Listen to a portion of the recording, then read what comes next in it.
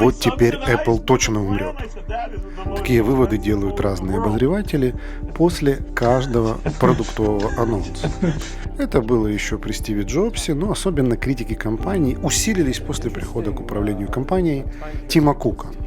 Практически все критики сходились во мнении, что Кук не визионер, что он не способен сделать ничего такого, чтобы изменило мир.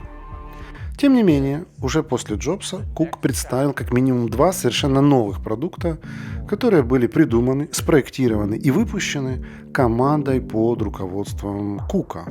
Это часы Apple и очки дополненной реальности Apple. В этом видео я проанализирую менеджмент компании Apple через призму методологии IDISIS. И это поможет нам с вами оценить вот что.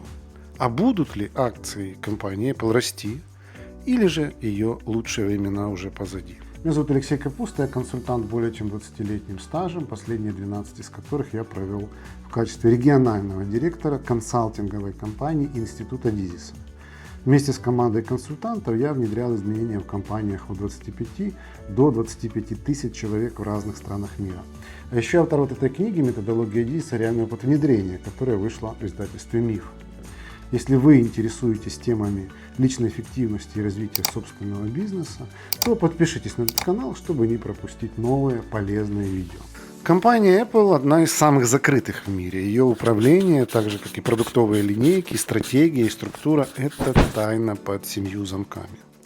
Но с другой стороны, Apple является, вероятно, и самой обсуждаемой компанией в мире. Уж слишком большую роль в жизни современного человека она играет, даже если этот человек не пользуется ее продуктами. Об Apple написано множество серьезных книг, некоторые из которых я буду использовать для этого анализа.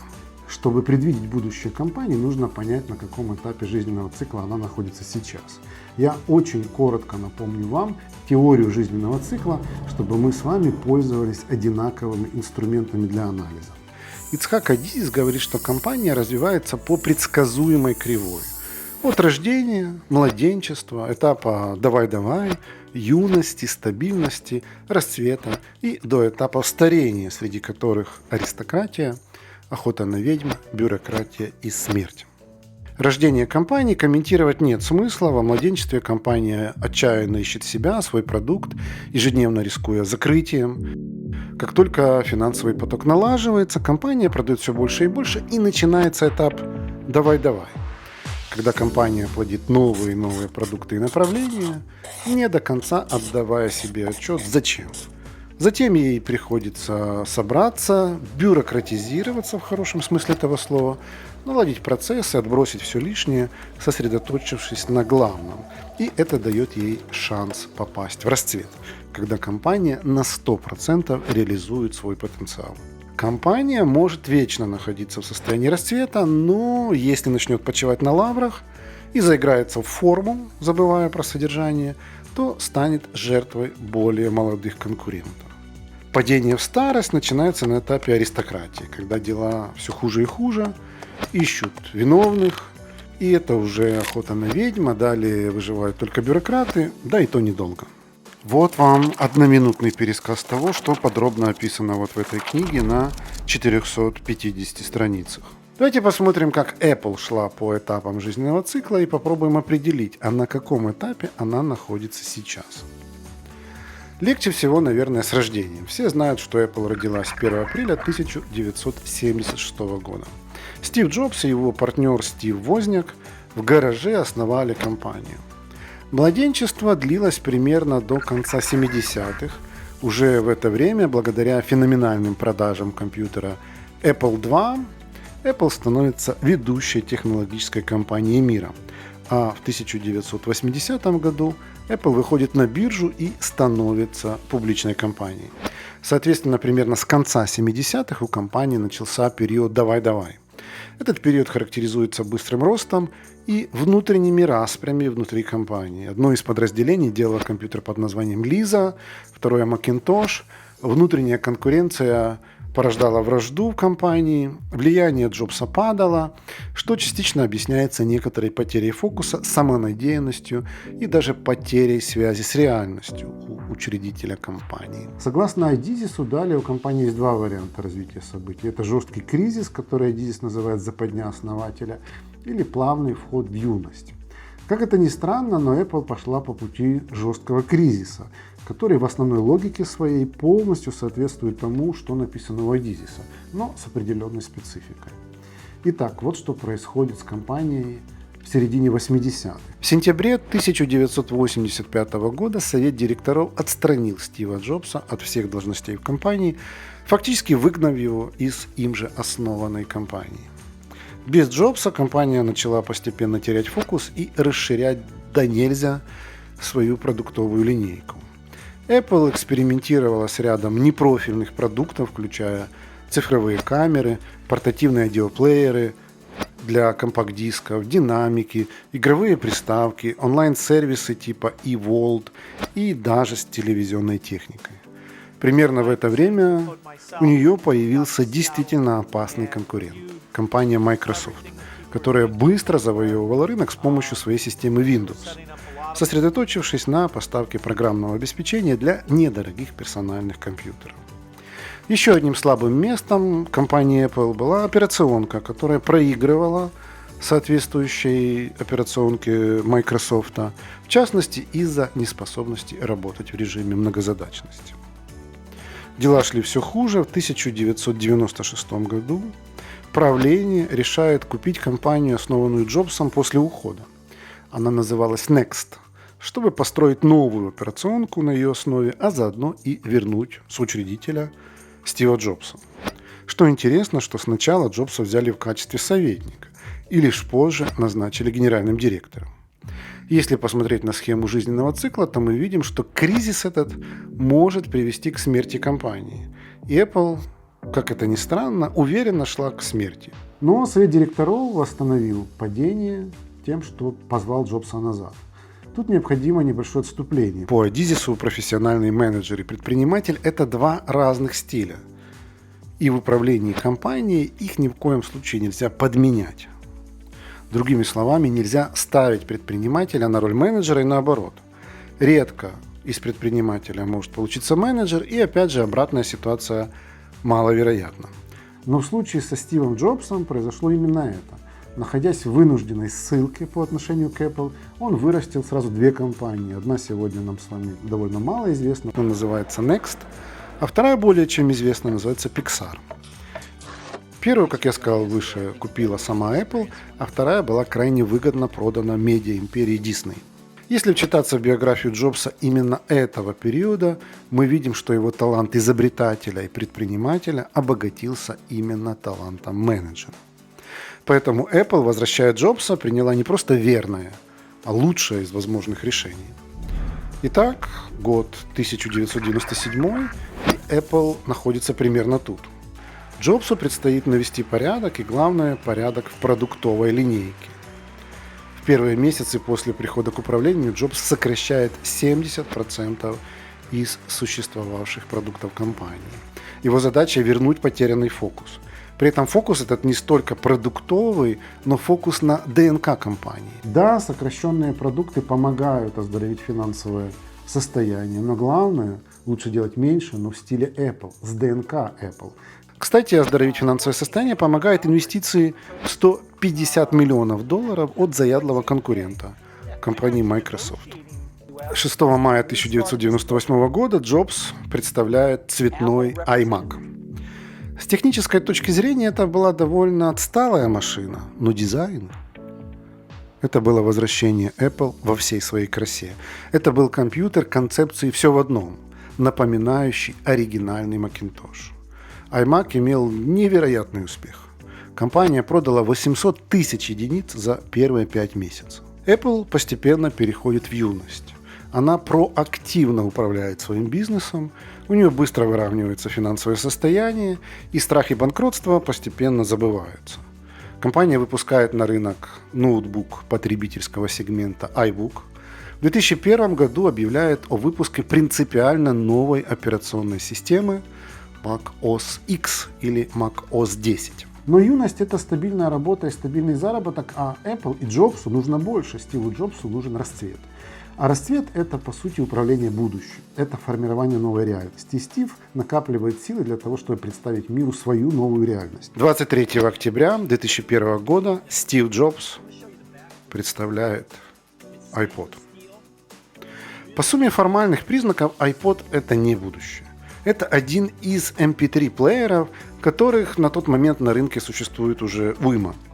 Но чуть позже Стив Джобс презентует то, чего в мире еще не было. Магазин музыки iTunes, интегрированный в экосистему Apple. Одним кликом за фиксированную цену в $1 ты покупаешь любую песню и слушаешь ее на iPod. Я не буду утомлять вас перечислением всех революционных черт этого продукта на тот момент, просто зафиксируем вот что. Apple начала творить будущее, или, пользуясь терминологией Адизиса, проактивно подходить к рынку. iPod и iTunes стали не просто прорывными продуктами, но и золотой жилой для компании Apple. За первые 6 лет Apple продает более 100 миллионов экземпляров iPod. В 2010 году Apple стает крупнейшим в мире поставщиком музыки с помощью своего музыкального магазина iTunes. В январе 2007 года Apple меняет название. Вместо Apple Computers компания теперь будет называться Apple Inc., тем самым подчеркивая, что компьютеры теперь только одно из направлений ее развития. Примерно этот период, 2001-2007 годы, мы можем считать переходом Apple в стадию расцвета. Давайте посмотрим, какие же признаки расцвета нам предлагает методология Адизис. Далее, 9 января 2007 года Стив Джобс представляет iPhone. 270 тысяч iPhone было продано за первые 30 часов после анонса. Через 3 года, в 2010-м, появляется первый iPad. Ни один из этих продуктов не назовешь новинкой на рынке, но каждый из них предопределил то, как мы живем сегодня. iPhone долгие годы являлся рыночным феноменом, будучи одновременно самым дорогим и самым продаваемым продуктом на рынке, собирая львиную долю прибыли всего рынка. Apple переживает период расцвета в самом классическом его определении. Расцвет – это когда продажи и прибыль растут одновременно. Но далее наступает, вероятно, самое большое испытание в современной истории Apple. Стив Джобс узнает, что болен раком. И болезнь эта, скорее всего, неизлечимая. Диагноз был поставлен еще в далеком 2003 году, и Джобс мужественно сражался с болезнью. В 2009 году Джобс покидает компанию на 6 месяцев и назначает главой Тима Кука. Джобсу делают операцию по пересадке печени. Интересный момент, Кук предлагает себя в качестве донора, но Джобс категорически отказывается. 24 августа 2011 года Джобс объявляет о своей отставке с поста генерального директора Apple, написав совету директоров: «Я всегда говорил, что если когда-нибудь наступит день, когда я больше не смогу выполнять свои обязанности и ожидания в качестве генерального директора Apple, к сожалению, этот день настал». Джобс остается председателем совета директоров и назначает Тима Кука своим преемником на посту генерального директора. 6 недель спустя, 5 октября 2011 года, Джобс умирает. Есть множество воспоминаний его друзей, описывающих этот период жизни Стива. Но нас с вами интересует прежде всего момент передачи власти и выбора преемника. Джобс выбирает Тима Кука, который работает в компании с 1998 года и прошел карьеру от вице-президента по международным операциям до, собственно, генерального директора. Он является правой рукой Джобса и отвечает практически за все операции корпорации Apple. Для публики, наблюдавшей со стороны, выбор Кука не очевиден. Он воспринимается как сухой исполнитель, финансист, логист, операционщик, но никак не визионер и изобретатель. А вот есть другая кандидатура, лучше. Это главный дизайнер Джонни Айв, который придумал дизайн всех революционных гаджетов Apple. Но Стив решает по-другому. Более того, Стив в 2008 году учреждает внутренний университет Apple, куда приглашают лучших преподавателей из лучших университетов и бизнес-школ США. И в этом университете Apple сотрудники изучают, среди прочего, что же такое ДНК Apple.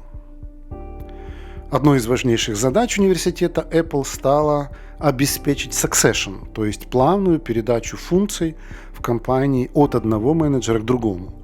Но важнейшие менеджеры из всех важных – эти двое. Умирающий Джобс и его преемник Тим Кук. Перед Тимом Куком стоит задача невероятной сложности – доказать себе и миру, что Apple под его руководством может изобретать будущее. В ближайшие годы Тиму предстоит выслушивать из всех возможных источников, что он не Джобс, что компания Apple натурально загибается и вот-вот схлопнется, как карточный домик, потому что все, мол, держалось на Стиве. Статистика же финансовых результатов Apple говорит об обратном. Выручка и прибыль растет от квартала к кварталу, о чем, как о финансовом здоровье компании, беспокоиться точно не стоит. В апреле 2015 года Тим Кук представляет продукт, который был придуман, спроектирован, разработан и выпущен уже после кончины Стива Джобса. We have one more thing.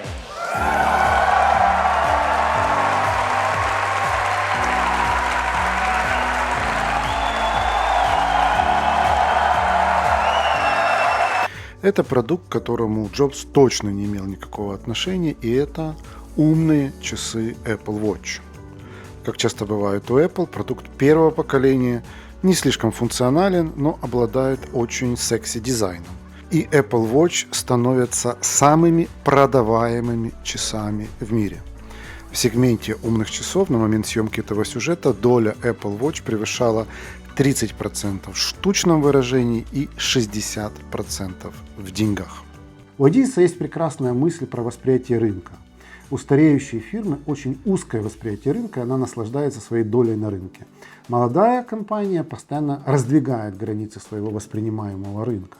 Apple могла бы воспринимать свой рынок как рынок стационарных и мобильных компьютеров, но нет, сказал Стив. Он сказал, что Apple работает на рынке музыкальных плееров, продажи цифровой музыки, а потом телефонов. Тим Кук пошел еще дальше. Он вывел Apple на рынок часов. По дороге, кстати говоря, Apple представила еще и умные Bluetooth-наушники AirPods, которые тоже стали номер один наушниками в мире. В 2014 году Apple делает шаг, который может намекать на то, что компания делает шаг в сторону аристократии. То есть первый шаг в старении. Давайте почитаем, что Адизис пишет про аристократию.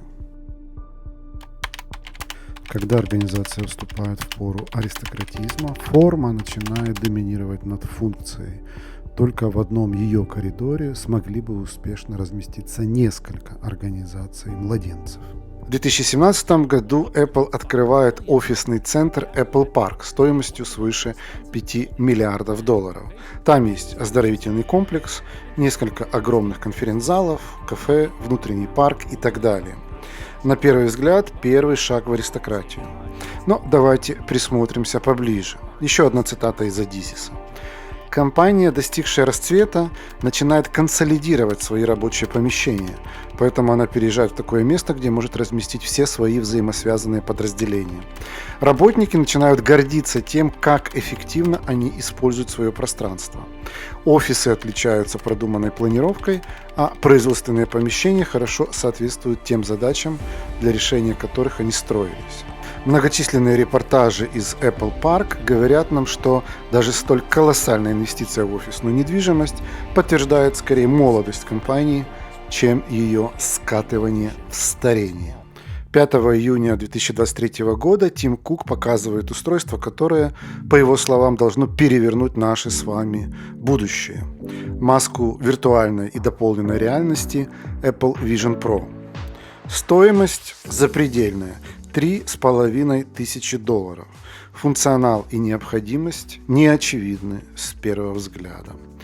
Диванные аналитики опять хватаются за попкорн и клавиатуру в попытке доказать, что вот этот девайс за эту цену с этим функционалом точно никому не нужен. Но если мой анализ жизненного пути Apple через призму теории жизненного цикла корректен, то все ровно наоборот. Apple продаст в 2024 году скромное количество 3 миллиона девайсов по стоимости $3500, выручит свои несчастные $10 миллиардов и продолжит шлифовать продукт.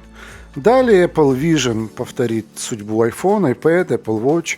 Появится линейка, в которой будут более дешевые модели, скажем, за $1500, и более дорогие с приставкой Pro. А еще появится вторичный рынок, где Apple Vision BU будут продаваться за $500, и люди будут покупать именно их, а не конкурентов, как это сейчас происходит с iPhone или MacBook. Apple Vision будет колоссальным стимулом для развития экосистемы сервисов Apple. Они будут драйвить продажи фильмов, всевозможных подписок, игр, профессионального софта. Они создадут новые пласты разработчиков всего, чего угодно, от программ для приготовления пищи до игр. Но главное, они перевернут индустрию образования. Теперь ты сможешь изучать все, что угодно, с полным погружением не просто не вставая с дивана, но и даже на борту самолета. Ах да, еще Apple Vision воскресит несколько подзабытую идею Марка Цукерберга про виртуальные миры. И, похоже, не ему, Марку, суждено стать лидером виртуальной вселенной. Похоже, эту инициативу тоже перехватит Тим Кук. А потом Тим Кук, а может уже не он, может его преемник, на одной из презентаций сделает небольшую паузу и скажет эту фразу. But there is one more thing. И представит что-то, о чем мы не знаем, но что точно еще раз перевернет наш мир. Кстати, интересно посмотреть на стоимость акций Apple как минимум с момента смерти Стива Джобса. Когда я записывал этот ролик, стоимость акций составляла $180, а общая капитализация $2 триллиона 846 миллиардов. Я прогнозирую, что очередной рывок стоимости акций совершит в конце первого квартала 2024 года, когда Apple отчитается о доходах за квартал, в котором она продавала Apple Vision. Несмотря на то, что Apple уже давно не отчитывается о доходах в разрезе товаров или сервисов, но аналитики, тем не менее, научились довольно точно оценивать количество проданных девайсов, поэтому Уолл-стрит либо может позитивно, либо негативно оценить продажи столь важного для Apple устройства. Не берусь сказать, упадет ли цена акций после объявления результатов квартала или вырастет, но в чуть более долгосрочной перспективе, похоже, Apple станет именно той компанией, которая первой достигнет капитализации в $10 триллионов. И вот очень важный вопрос. Когда же Apple начнет стареть? Когда она покатится вот по этой кривой вниз? Я думаю, пока ей это не угрожает. Уникальная культура, которую создал Джобс, а главное уникальный механизм преемственности, будут еще долго служить надежными предохранителями от старения. По идее, компания может жить бесконечно долго и бесконечно долго оставаться в стадии расцвета. Что вы думаете, друзья мои, о перспективах Apple на ближайшие 5 лет?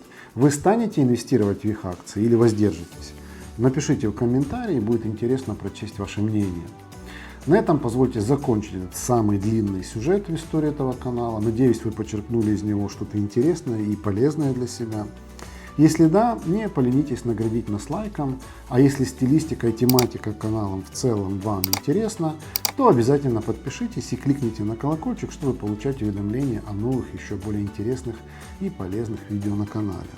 Ну и, друзья, если вам интересно обсудить со мной развитие вашего бизнеса, вашей карьеры или ваше личное развитие, вы можете записаться ко мне на консультацию по ссылке в описании к этому видео. Также посмотрите вот этот разбор предыдущего кейса «Действия Илона Маска после покупки Твиттера глазами методологии Одизиса».